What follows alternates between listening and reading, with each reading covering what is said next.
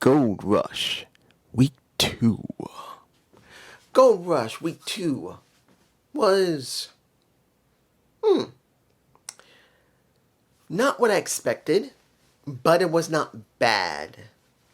It seems to be building into Deadline, which we're expecting to be built in Deadline. If they weren't building into Deadline, we have a major problem. But they are. But let's make this very clear. What we have now, it's not bad. But let's make it clear. I'm still not interested in most of it. Opening. The Evolve Championship.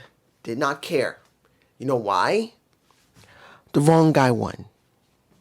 You look at Drake. Jackson Drake. I've seen him a couple of times, but I'm not interested in him. Not at all. Then you look at Shane. Well, when you look at Shawn Legacy. He looks like a main eventer. He feels like a main eventer. He acts like a main eventer. So I'm like, alright.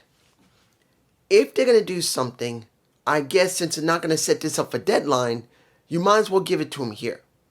And the match was semi-alright. It wasn't terrible. It wasn't. It was fine. But you do not give him the title. Shane Legacy obviously looks superior to Jackson Drake. It's not because I like Jackson Drake. I'm going by just appearance right now because we barely see much of Legacy and we barely seen anything of Drake. I do not watch Evolve. So I have to go by what they're presenting me on NXT TV. And when you look at the two, what few times either one of them has spoken, that Legacy is better than Drake. He just sounds better. He has wrestled a couple of times, so he looks better. And Drake doesn't. I'm not saying Drake's a bad wrestler, but you can tell that at least when it comes to Legacy, he understands a certain amount of psychology. Psychology, I'm sorry. I get angry at this. It is obvious that something else is going on here. Not because I like Legacy, because I've only seen him maybe twice or 3 times. That's it. When it comes to Drake, I've seen him maybe once or twice. But the point here is this. What have you presented me? You presented me 2 guys, one who's the current champ of Evolve, then one who is not the current champ of Evolve. And I'm not telling you that I want to see Legacy on Evolve, because he looks like he'll do alright on NXT TV. But you're doing this, and you're making him job to someone who just does not look like they're ready. And the thing is, why did you put him in this position in the first place? If Shane Legacy, who legitimately looks like he should be on the roster for NXT, is now going after this title, which if he had won it, would have been more on NXT TV than it would be wherever it is right now, which is somewhere in Peacock. So, if you wanted the Evolve title to be seen more, you might as well put it on Legacy. But you leave it on Drake, who literally does not feel developed enough. Not just in the ring, but the way he talks, the way he holds himself, what few times. And this is only going by maybe 2 times I've seen him. And I've seen maybe 3 times of Legacy, and he looks more polished. I just don't understand it. I don't. Next, the Speed title. Didn't really care about that either.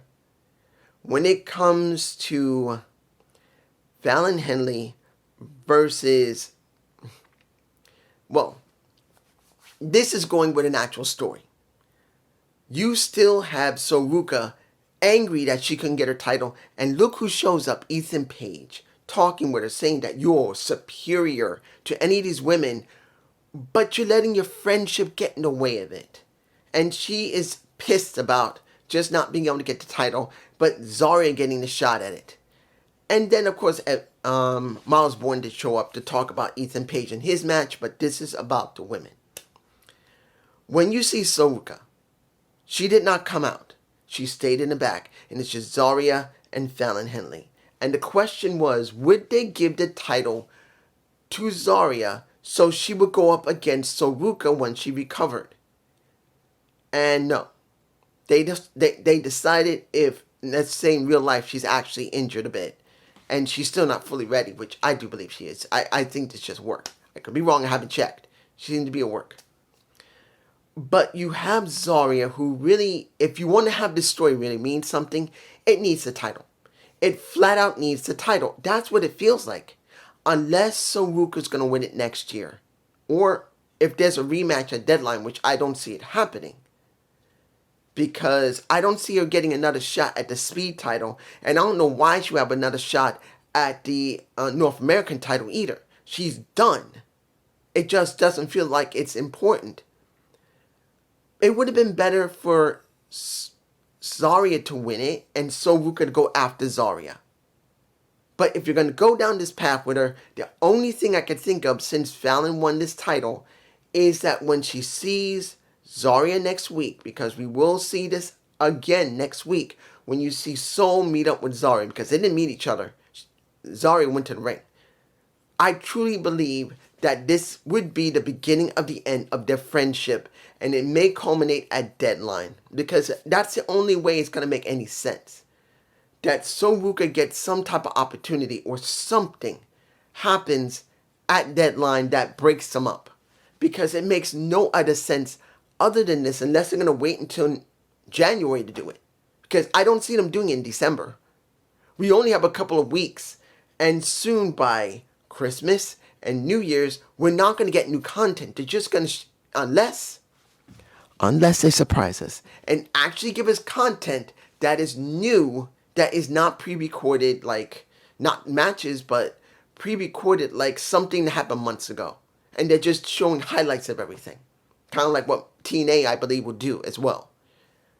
But Deadline seems to be the best option for Sol or Zarya to turn on the other.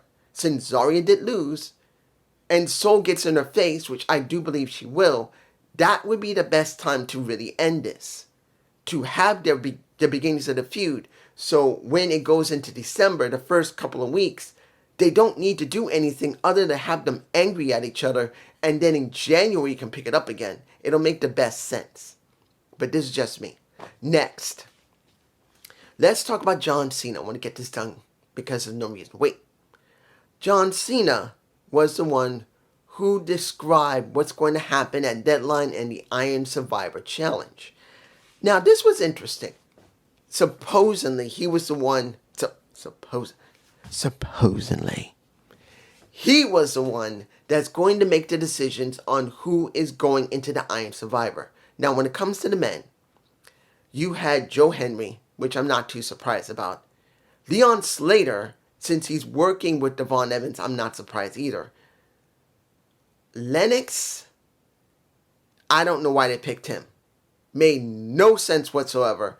Even though next to Cutler, those are the only two amongst Dark State that have any level of personality. But if you're going to be really, honestly, Cutler is more charismatic than Lennox. Flat out, that's the truth.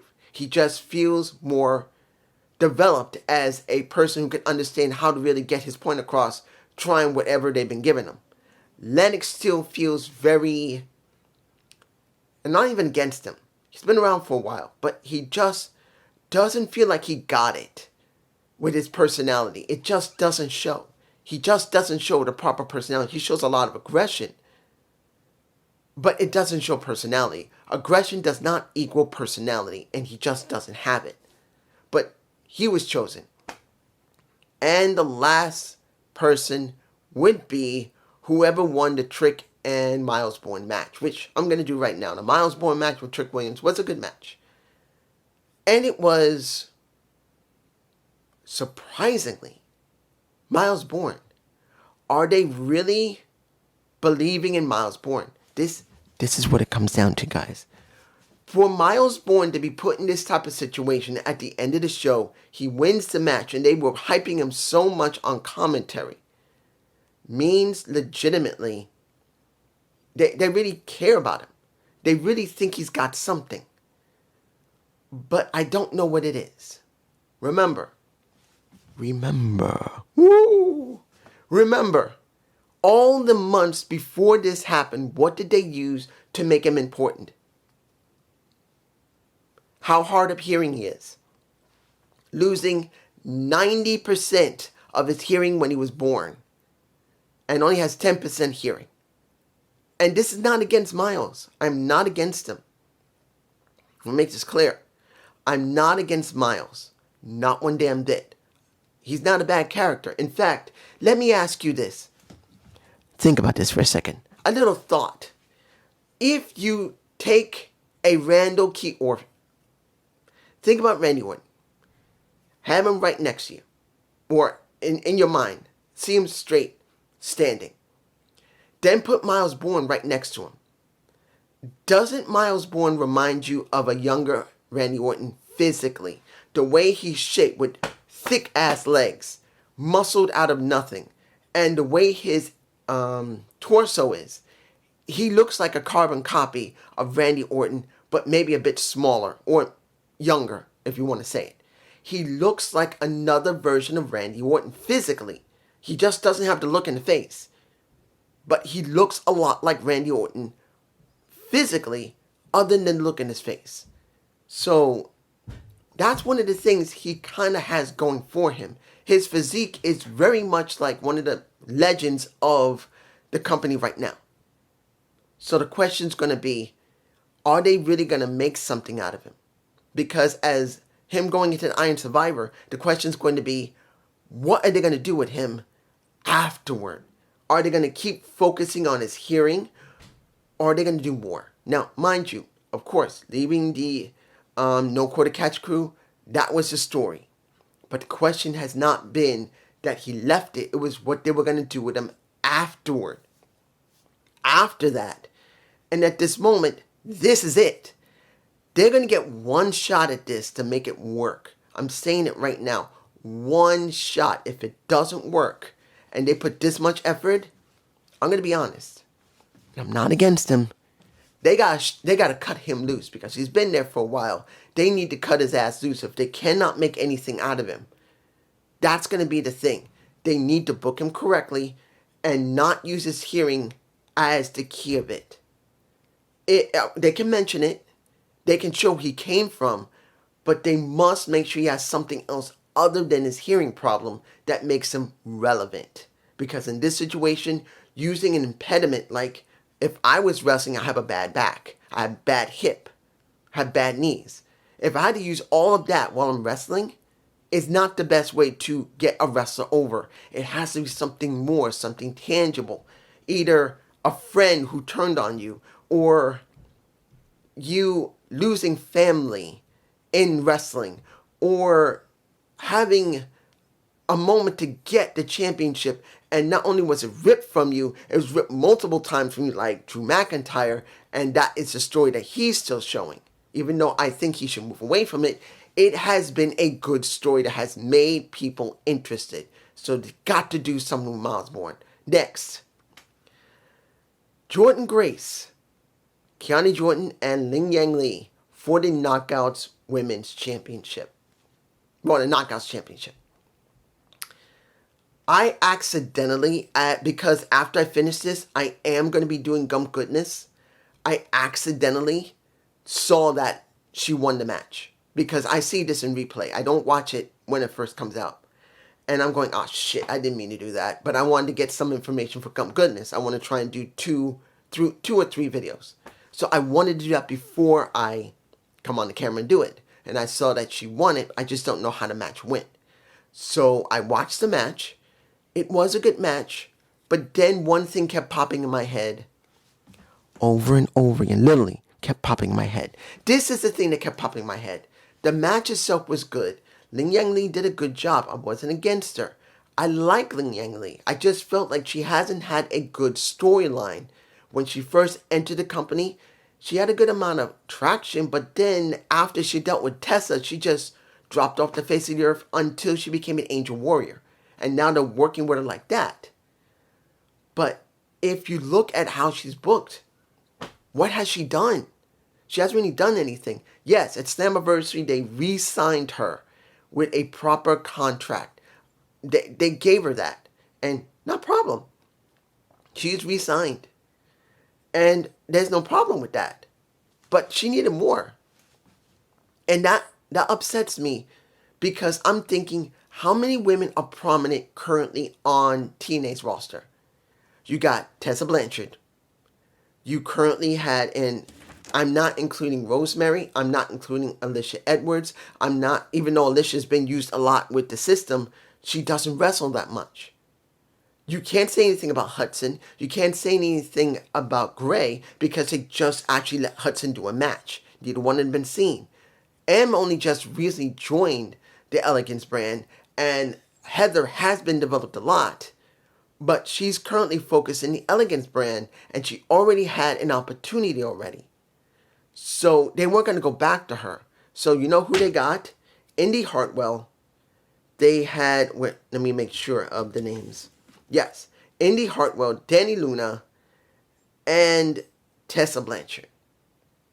3 women. 3.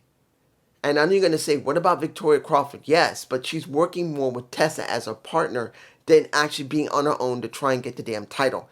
She's not trying to put herself over. She's trying to be a compliment to Tessa Blanchard more than she's supposed to be all for herself. So I don't see it. And I know you're going to say, what about the other women that just joined in? Stone. And what was the other woman's name? I can't remember the other one. Mina something. I can't remember right now. You'll probably remember for me. But every woman on the roster that is currently there, they've not used much. They focused on Tessa, Indy Hartwell, and just recently Danny Luna. So when you look at Ling Yang Lee, does she feel like an important part of the Knockouts division? No. She feels like a transitional champion. And I don't like that because I know she's not bad. I know she talks well. She's beautiful. She talks well. She wrestles pretty well. She does martial arts very well, which complements to a certain extent with wrestling. Like with Soruka, her being a gymnast, you must find a balance between gymnastics and wrestling. It's better to have a little bit more wrestling and a little less gymnastics. With Ling Yang Lee, she still has a little bit too much martial arts, and she's here. I'd rather see her like a little bit more wrestling and a little less martial arts, but doesn't mean it's bad. I just don't see her as a champ because they haven't booked her as one. She hasn't booked as one. Kiani Jordan has been built better by TNA and NXT than Ling Yang Lee has been built by NXT. Then Tessa Blanchard has been built by NXT. That Indy Hartwell and Danny Luna has been booked than she has. All 3 of these women are supposed to be the most prominent women on the roster, and Kiani Jordan has been booked over them. And that's one of the problems I said when it came to TNA working with WWE. I was worried, how much are they going to bend over for that NXT is going to get? And look what you got. You just gave Ling Yang Lee, a good wrestler, who only just started in a tag team and has some development, but not much. And you just put her in a situation where she's up against 2 NXT stars. One of them is a former knockout herself in Jordan Grace. And you let her win instead of letting maybe a Tessa Blanchard, which I wouldn't have been happy to see Tessa, but it would make some sense because they gave a lot to Tessa, which I know something's going on with Tessa. Possibly she's injured. Possibly she has a boob job that she cannot wrestle, or maybe she's doing something else. I don't know. But essentially speaking, she can't do it. I know. I'm not blind. But then what do you have? You got Danny Luna, who could have done this match. And you could have had Indy Hartwell. She couldn't have done a match. But no. You let Ling Yang Lee do it. And it feels like she's going to be transitional. She's not going to hold it very long. I don't even know if she's going to hold it to Final Resolution, which is a few weeks from now. I don't know if she's going to even have that. She may drop it there. So it feels like that to me. You guys tell me below. Okay. What do I want to say about Ricky Saints? I liked his interview. I did. Him talking about the stresses, the strains, and the pressure of being a champ, but he thrives on it. I did like that. Also, I did like how he talked about Ubafemi. So for me, this is the deal. Do I believe he's going to lose the title at Deadline? No, he should not lose it. If he loses it, it will make no damn sense for him to have it, particularly if he's staying on the roster and they just let him have it for a few weeks and then drop it. Feels like a waste of time. So I do not see him dropping it. The question's going to be, how much before the Deadline show comes up are they going to develop Ubafemi? Because I have this feeling that Ubafemi, this might be it. I'm not saying he's ready for the main roster. I'm not. But I do believe this is a turning point for Ubafemi to do something else other than being the dominant champion that they gave him. Let's make this clear. Ubafemi has done a good job as a champ, but he needed more development. Now, what I said about Trick Williams, I meant what I said. Trick needs to go into the main tag title picture because I just don't see them moving him up. But this also could be for Ubafemi as well. How would you feel if Ubafemi and Trick became champions? Tag champs. I wouldn't be too surprised them sticking them together because of them wanting gold again. And this is the big question. Can they develop Ubafemi by the time of Deadline, moving into next year, where he would work with Trick Williams to become a tag champ? This is pretty much a prediction. I don't do them often, but this feels like this could be a prediction that Ubafemi, I just don't see him winning this title. He shouldn't win it. It should stay on Ricky's waist. But what does this give Ubafemi? This could give Ubafemi the opportunity to try and become tag champion. Because right now, yes, it's on Dark State, which really doesn't mean anything. But if you let two former NXT champions go after that title of being tag champs, I think it'll work. That's what I feel like it would do. But it is just me. I'm not sure about this.